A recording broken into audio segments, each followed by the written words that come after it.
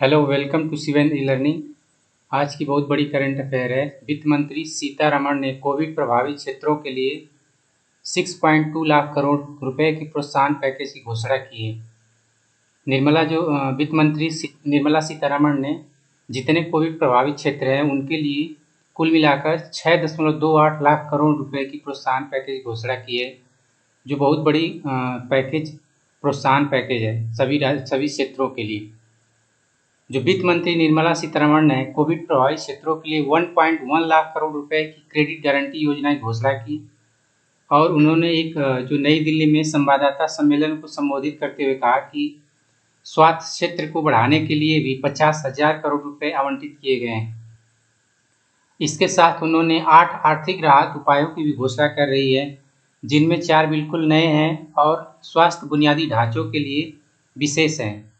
इसमें से कोविड प्रभावित क्षेत्रों के लिए 1,01 करोड़ रुपए की क्रेडिट गारंटी योजना और स्वास्थ्य क्षेत्र के लिए लगभग 50,000 करोड़ रुपए। जो इसमें जो योजना है नई पहली योजना है जो नई क्रेडिट गारंटी योजना। इस नई क्रेडिट गारंटी योजना जो 25 लाख लोग इससे 25 लाख लोग लाभान्वित होंगे।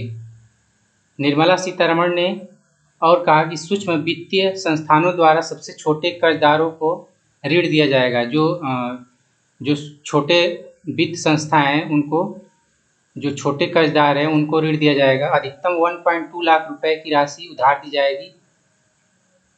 और केंद्रीय वित्त मंत्री निर्मला सीतारमण ने यह भी कहा कि नई क्रेडिट गारंटी योजना के तहत ब्याज दर 3 साल की ऋण अवधि के साथ आरबीआई द्वारा निर्धारित दर से 2% कम है। नेक्स्ट है जो स्कीम लॉन्च हुई आज, यात्रा उद्योग के लिए बढ़ावा। आज जो निर्मला सीतारमण ने घोषणा किया उसमें यात्रा उद्योग के लिए भी बढ़ावा किया जाएगा। घोषणाओं के हिस्से के रूप में निर्मला सीतारमण ने पर्यटन क्षेत्र के लिए राहत की घोषणा की। उन्होंने ट्रेवल एजेंसी के लिए 10 लाख रुपए का खुदरा ऋण प्राप्त कर सकेगी, जबकि टूर गाइड के लिए 1 लाख रुपए के ऋण के लिए पात्र होंगे। उन्होंने ये भी कहा कि पहले 5 लाख पर्यटकों को मुफ्त वीजा मुहैया कराया जाएगा। और जो आज योजना लॉन्च की वित्त मंत्री निर्मला, जो आपातकालीन क्रेडिट लाइन गारंटी योजना। वित्त मंत्री निर्मला सीतारमण ने कहा कि आपातकालीन क्रेडिट लाइन गारंटी योजना की कुल सीमा पहले के 3 लाख करोड़ रुपए से बढ़ाकर 4.5 लाख करोड़ रुपए कर दी गई है। इसमें ECLGS को MSME को संपार्श्विक मुक्त ऋण की सुविधा पिछले साल आत्मनिर्भर भारत पैकेज के हिस्से के रूप में लॉन्च किया गया था। और जो इसमें योजना लॉन्च हुई है स्वास्थ्य क्षेत्र के लिए 50,000 करोड़ रुपए। सीतारमण ने कहा कि देश में चिकित्सा बुनियादी ढांचों को बढ़ाने के लिए लगभग 50,000 करोड़ रुपए की राशि निर्धारित की गई है। सार्वजनिक स्वास्थ्य के लिए अतिरिक्त 23,220 करोड़ रुपए आवंटित किए गए हैं, जिसमें बच्चों और बाल चिकित्सा देखभाल पर विशेष ध्यान दिया जाएगा। नेक्स्ट है इसमें हर गांव में ब्रॉडबैंड की सुविधा होगी। केंद्र सरकार ने देश भर के प्रत्येक गांव में ब्रॉडबैंड उपलब्ध कराने पर खर्च करने के लिए लगभग 19,041 करोड़ रुपए आवंटित करने का निर्णय लिया है। और जो नेक्स्ट योजना आज लॉन्च हुई बिजली वितरण योजना। सुधार आधारित परिणाम से जुड़ी बिजली वितरण योजना के लिए लगभग 3.03 लाख करोड़ रुपए निर्धारित किए गए हैं।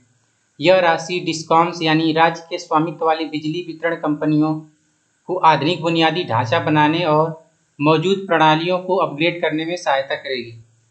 इसमें जो केंद्र की हिस्सेदारी होगी वो 97,631 करोड़ रुपए की होगी। नेक्स्ट जो आज योजना का विस्तार हुआ है उसमें उत्पादन से जुड़ी प्रोत्साहन योजना का विस्तार। निर्मला सीतारमण ने एक और साल के लिए बड़े पैमाने पर इलेक्ट्रॉनिक्स विनिर्माण को प्रोत्साहित करने के उत्पादन से जुड़ी प्रोत्साहन योजना की भी घोषणा की। इस योजना के तहत 2021 में किए गए निवेश को कवर करना जारी रहेगा। उन्होंने ये भी कहा कि कंपनियां उत्पादन लक्ष्यों को पूरा करने के लिए कोई भी 5 साल चुनने का विकल्प चुन सकती हैं। नेक्स्ट है जो आज योजना का विस्तार हो उसमें परियोजना निर्यात को बढ़ावा। आज निर्मला सीतारमण ने ये भी कहा कि नेशनल एक्सपर्ट इंश्योरेंस अकाउंट यानी एनईआईए में एक अतिरिक्त कॉरपोरेशन का भी प्रस्ताव रखा। यह एनआईआईए को 5 वर्षों में अतिरिक्त 33,000 करोड़ रुपए के परियोजना निर्यात को अंडरराइट करने की अनुमति देगा। और लास्ट जो इसमें है, जो आज पैकेज की बात की गई, NERAM-AC का पुनरुद्धार, जो पूर्वोत्तर क्षेत्रीय कृषि विपणन निगम है उसका पुनरुद्धार भी होगा इसमें। आज निर्मला सीतारमण ने यह भी कहा कि पूर्वोत्तर क्षेत्रीय कृषि विपणन निगम को पुनरुद्धार करने के लिए लगभग 77.45 करोड़ रुपए के पैकेज का प्रस्ताव किया गया। उन्होंने इस राशि का उपयोग वित्तीय पुनर्गठन और पूर्वोत्तर क्षेत्रीय कृषि विपणन निगम को धन देने के लिए किया जाएगा। Thank you.